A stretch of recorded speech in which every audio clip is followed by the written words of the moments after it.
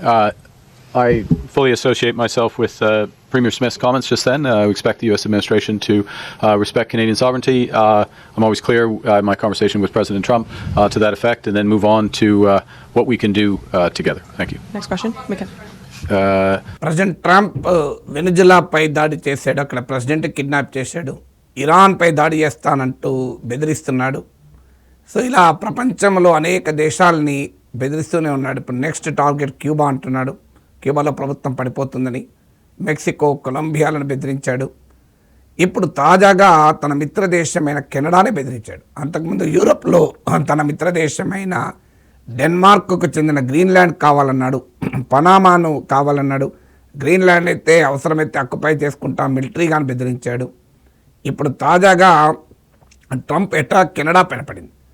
వాణిజ్య ఆంక్షల రీత్యా ట్రేడ్ శాంక్షన్ ప్రపంచంలో అనేక దేశాలను అటాక్ చేస్తున్నాడు. సౌత్ కొరియా లాంటి ఫ్రెండ్లీ కంట్రీని వదలలేదు, యూరోప్లో వదలలేదు. కానీ ఇప్పుడు ఏకంగా కెనడా సార్వభౌమాధికారాన్ని ట్రంప్ ప్రశ్నిస్తున్నాడు. కెనడా సావర్నిటీ ఏంటి జరుగుతుంది ఏంటి? కెనడాలోని రిచెస్ట్ స్టేట్, బాగా సహజ వనరులు ఉన్న రాష్ట్రం అల్బర్టా స్టేట్ అనేది కెనడాలో హైడ్రోకార్బన్ రిజర్వ్. సో మీకు కెనడాలో ఉండేటువంటి ఎనర్జీ రిసోర్సెస్లో 70% వరకు కూడా అల్బర్టా స్టేట్లోనే ఉన్నాయి. మీకు ఉదాహరణకు ఆయిల్లో అయితే 80%, గ్యాస్లో 60% ఈ అల్బర్టా స్టేట్లోనే ఉంది.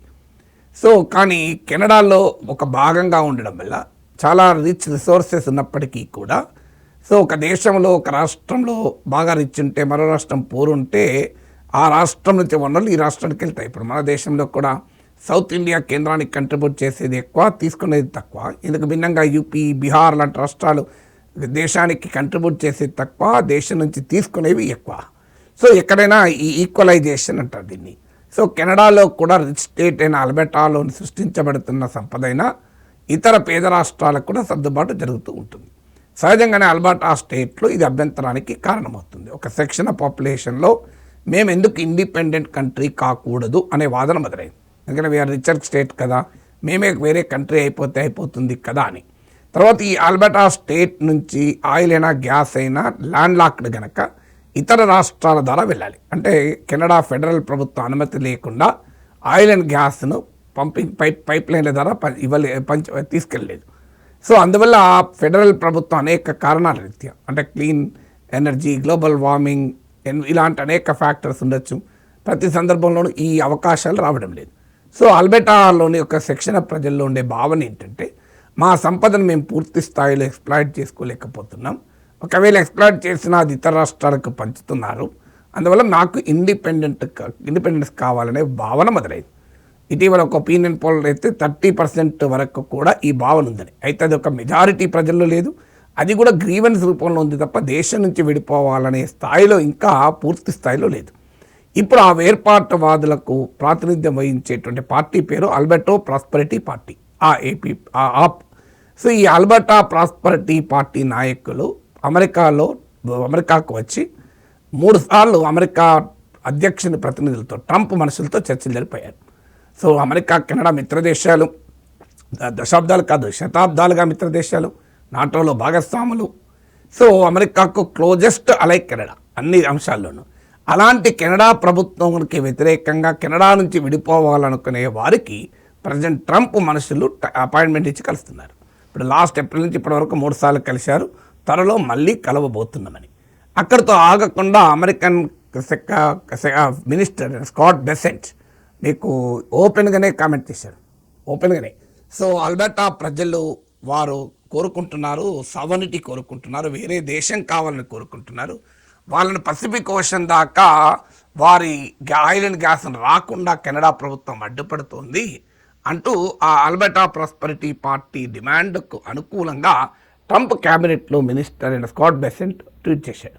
సహజంగానే దాన్ని అల్బర్టా ప్రాస్పరిటీ పార్టీ నాయకుడు రీట్వీట్ చేశాడు. అంటే క్లియర్గా కెనడాలోని వేర్పాటువాదులకు అమెరికా అండగా నిలుస్తుంది. దీనికి తోడు ఆల్రెడీ ట్రేడ్ అటాక్స్ మొదలయ్యాయి. 50% టారిఫ్ విధిస్తానంటూ బెదిరించాడు. చైనాతో కనుక మీరు ట్రేడ్ డీల్ కుదుర్చుకుంటే 100% విధిస్తానని కూడా హెచ్చరించాడు. సో ఎందుకంటే ఇటీవల మార్క్ కార్నీ మీకు కెనడా ప్రైమ్ మినిస్టర్ డావోస్లో చాలా పవర్ఫుల్ స్పీచ్ డెలివరీ చేశారు, థర్డ్ పాత్ అని. అంటే మిగతా దేశాలకు, కెనడా లాంటి దేశాలు అమెరికా, చైనాల మధ్య చూసుకోవాల్సిన అవసరం ఉండకూడదు, మనం అందరము ఏకం కావాలని ఒక పిలిపించాడు. చాలా హిస్టారిక్ అడ్రస్ చేశాడు. ఆ అడ్రస్ తర్వాత మీకు మార్క్ కానీ పాపులారిటీ రేటింగ్స్ కూడా పెరిగాయి. సో దానికి కూడా ట్రంప్ చాలా తీవ్రంగా రియాక్ట్ అయ్యాడు దావోస్ పైన. ఇలా కెనడా ప్రైమ్ మినిస్టర్ మాట్లాడాడు ఏంటి అని. సో అందువల్ల ఈ రిలేషన్ దెబ్బతింటూ వస్తే తాజాగా అమెరికన్ ఎయిర్క్రాఫ్ట్ ఏరోస్పేస్ కంపెనీ అయిన గల్ఫ్ స్ట్రీమ్ కంపెనీకి చెందిన కొన్ని మోడల్ ఎయిర్క్రాఫ్ట్లను సర్టిఫై చేయడానికి కెనడా నిరాకరించింది. దీంతో ట్రంప్ కెనడా పైన 50% టారిఫ్ విధిస్తానని చెప్తూ ముఖ్యంగా కెనడాకు చెందినటువంటి ఏరోస్పేస్ మ్యానుఫ్యాక్చరింగ్ కంపెనీ బొంబార్డియోను టార్గెట్ చేశాడు. సో ఇలా ట్రేడ్ అటాక్ చేస్తున్నాడు. అలాగే మీకు కెనడాలో సెపరేటిజాన్ని ఎంకరేజ్ చేసే రీతిలో పనిచేస్తున్నాడు.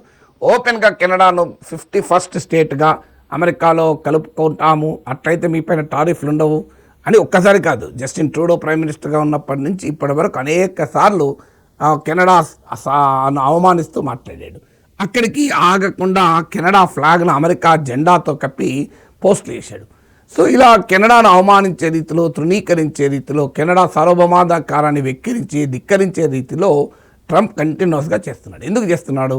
ఇప్పుడు అల్బర్టా సెపరేటిస్టుల మీద ఎందుకు ప్రేమ పుట్టిందంటే కారణం అక్కడ ఆయిల్ ఉంది. ఎక్కడ ఆయిల్ ఉంటే అక్కడ అమెరికా ఏదైనా చేయాలి అనుకుంటుంది. ఈవెన్ ట్రంప్ తన ఎలక్షన్ క్యాంపెయిన్ అప్పుడే డ్రిల్ బేబీ డ్రిల్ అని పిలిపించాడు.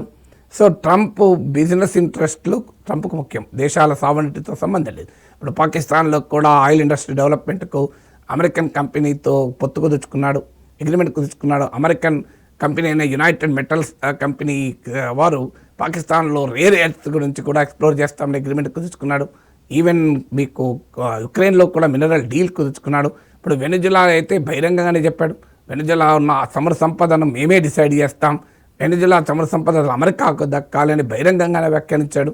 ఇక ఇరాక్లో, లిబియాలో అమెరికా జరిపిన యుద్ధాలు ఆయిల్ కొరకు అని అందరికీ తెలుసు.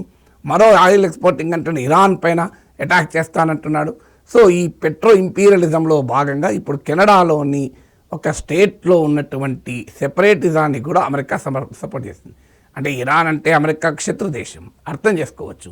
వెనిజులా అమెరికాను ఒక ఐడియాలజికల్గానే ధిక్కరిస్తున్న బొలివేరియన్ రెవల్యూషన్ అంటారు. సో హ్యూగో చావెజ్ నాయకత్వంలో ఒక సోషలిస్ట్ పాలకులు ఐడియాలజికల్గా వ్యతిరేకం. కానీ కెనడా అయితే ఫ్రెండ్లీ కంట్రీ కదా, అమెరికాతో పెనవేసుకున్న బంధం ఉన్న దేశం కదా.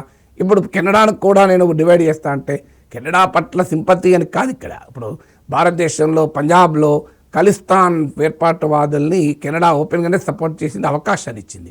జస్టిన్ ట్రూడో ఉన్నప్పుడైతే చాలా ఎక్కువ, ఎందుకంటే కెనడాలో సిక్కు ఓటర్లు ఒక సిగ్నిఫికెంట్గా ఉంటారు.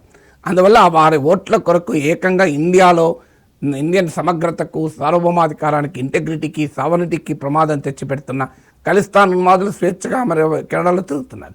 ఏకంగా ఒక ఖలిస్తాన్ తీవ్రవాది హత్యకు గురైతే భారత హోంమంత్రి అమిత్ షాని టార్గెట్ చేస్తూ కెనడా ప్రభుత్వ అధినేతలు మాట్లాడారు. మన డిప్లొమాట్ల పైన కెనడా చర్యలు తీసుకుంది. మా దేశంలో ఫ్రీడమ్ ఆఫ్ ఎక్స్ప్రెషన్ ఉంటుంది, భావప్రకటన స్వేచ్ఛ ఉంటుంది అని చెప్పి ఖలిస్తాన్ ఉన్మాదులకు కూడా భావప్రకటన స్వేచ్ఛ ఉంటుంది అని చెప్పారు. అంటే ఒక దేశానికి వ్యతిరేకంగా ఓ దేశాన్ని విభజించాలని కోరుకునే వారికి మా దేశంలో భావప్రకటన స్వేచ్ఛను సమర్థించారు. ఇప్పుడు తమ వరకు వచ్చే వరకు అర్థమవుతుంది, అమెరికా అదే చెప్తోంది. అల్బర్టా వారికి కూడా భావప్రకటన స్వేచ్ఛ ఉంటుంది, వాళ్ళ సావనిటీ కోరుకుంటున్నారు, వారికి అమెరికా అండగా ఉంటుంది అని ఇప్పుడు మాట్లాడుతున్నారు. అంటే తాము ఇప్పుడు భారతదేశం పట్ల అనుసరించిన వైఖరి ఇప్పుడు కెనడా ఈజ్ నౌ అక్యూజ్ కాదు, విక్టింగ్గా మారిపోయింది ఇప్పుడు అమెరికా చేతులు. అమెరికా వైఖరిని సహజంగానే కెనడా ఖండిస్తోంది. మీకు దావోస్లో మాకు కానీ స్పీచే కాదు, ఇప్పుడు ఏకంగా మా అమెరికా ప్రభుత్వం మా దేశ సార్వభౌమాధికారాన్ని గౌరవిస్తుందని ఆశిస్తానని కూడా మార్క్ కార్నీ వ్యాఖ్యానించాడు. I fully associate myself with Premier Smith's comments just then. We expect the U.S. administration to respect Canadian sovereignty. I'm always clear in my conversation with President Trump to that effect, and then move on to what we can do together. Thank you. Next question, Mika. So Trump వ్యవహార సరళి పైన Canada తిరుగుబాటు చేస్తుంది. ఒక రకంగా Europe దేశాల కన్నా కూడా చాలా గట్టిగా మీకు కెనడా ప్రైమ్ మినిస్టర్ మాట్లాడుతున్నాడు. కానీ ట్రంప్కు అదంతా ఏదీ లెక్కలేదు. తన బిజినెస్ ఇంట్రెస్ట్ల ముందు దేశాల బార్డర్లని రెస్పెక్ట్ చేయను, దేశాల సావనిటీని రెస్పెక్ట్ చేయను, నా అమెరికన్ ఇంట్రెస్ట్ల ముందు ఏవైనా తలవంచాలి అని అంటున్నాడు.